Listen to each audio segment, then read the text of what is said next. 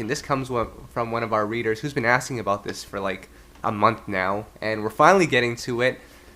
We're going to be nominating Kelis. Came into the music industry with the Neptunes, with the crazy hair, the screaming songs, and she's pretty much evolved now into sort of like a fashion icon. Influences people in that realm. Actually just put out like a cooking book, from what I understand, a couple of years ago. So Kelis still doing her thing. One of, by far, the most underrated R&B artists as well. So Kelis, Hall of Fame or no? Is this serious, or is this like a joke? You tell me. You just called a child a joke? I mean, I don't. We didn't even let Monica in. We didn't let Tamia in. We didn't let Faith Evans in, and they want to know if Kelis is getting in? I mean, come on. Sorry. I should. Tom, give us your reasons why before. Tell us why. Well, she should not be in. Hold on, First of all, Tom. Didn't Kelis change the R&B scene with her debut album? It was game changing. I don't know if I go that far, but again, I'm gonna let Tom go before I go. Well, I mean, I don't think she has. Her first album I like a lot, but I don't think she has any classic albums per se, in my opinion. I mean, she's got some good songs. I'm a big Kelis fan, but I mean, we're talking about Hall of Fame legends. I don't consider her a legend by any means. And plus, she's put her music career on the back burner. I mean, I've never even seen her do a show in all the years I've been covering R&B here in New York. So, yeah, she's a good artist. I like her. She's unique, but come on. This is the Hall of Fame. Ed? No boy. To echo what Tom says, yes, I am a big Kelis fan. And I think Kaleidoscope is one of those albums, her debut album, is one of those albums that went unappreciated.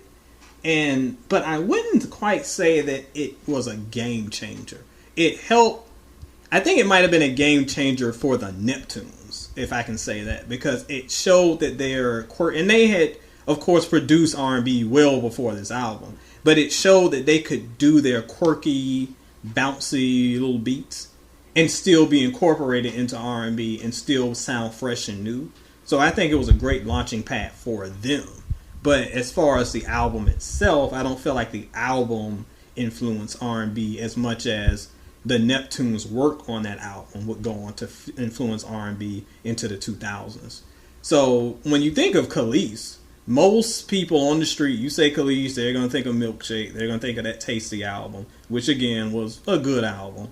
But she just has not only has she not had, outside of a couple singles, any long-term impact on the genre, like Tom said, she's been a little too elusive. And I'm one of these people that I'm very much for quality, not quantity. I don't care that an artist has put out 3 albums if the albums are great, as opposed to being like freaking Future that puts out an album every other month and they're all hot garbage. But there's just not enough there, I feel like, to even weigh for an R&B Hall of Fame nomination, because outside of the Tasty album and the Kaleidoscope album, it's pretty weak. She's a solid artist, but when you look at the game changers that we already have in there, it's just not even close. Not in the league. So that's a no for me. It's a no for me as well, but Ed, you did something really cool, and I don't think you even realized it, but you were describing Kelis's music, and you said Fresh and New, and that's actually one of her songs, Young, Fresh and New. Oh, yeah, it is one of her songs. Yes, look at me. Killing it even when I'm asleep at the wheel. So that was pretty cool. Interesting point here, though. She only has one certified album, which was her Tasty album, went gold. All the other albums aren't certified at all. No, I'm not surprised. I always felt like her music was more of like for a cult following than actually breaking into the mainstream, besides when Milkshake broke through. So maybe that's what had to do with it. Yeah, she's one of those artists, especially in the 90s, that you remember caught out there and those songs being big. But as far as impact on the chart, not really. Like, it didn't blow up like you thought it did. But again, I love her. I think she's a great artist, but not in the conversation of the heavyweights we've been discussing. But to our friend who recommended her, I will say I am a fan of Kaleidoscope, Wonderland, Kelis Was Here, and Tasty. Believe it or not, I like all those albums. At least some of the songs. So, I mean, I could see why someone would be a big fan, just not Hall of Fame material, unfortunately. Yeah. I love Tasty and Kaleidoscope. Both were great. I like how no one. I like how no one mentioned the Flesh Tone album. I don't even remember the Flesh Tone album.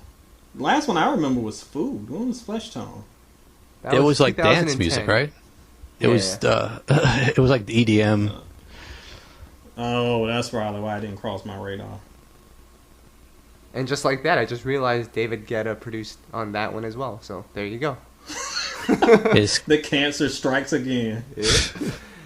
And on a last note, this is a fun fact, everyone. So at the You Know I Got Soul office, whenever Tom leaves that office to go grab chicken and I'm the only one in the office, I'll sometimes play Bossy. So. Oh, you probably sing it and act out the video too, knowing you. Jeez. All right, so that is a definite no for Kelis. We love her though. Shout outs to Kelis.